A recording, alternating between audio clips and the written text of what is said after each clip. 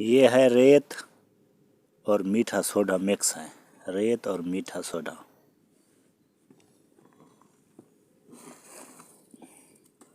और ये है कोयला।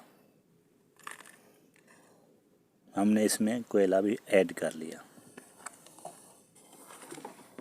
अब ये देखो, गौर से देखो इसे।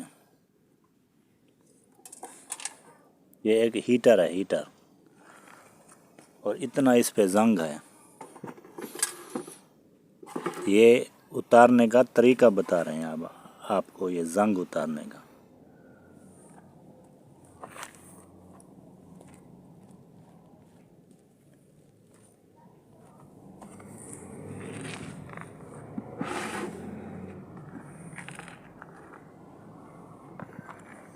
मीठा सोडा, कोयला और रेत।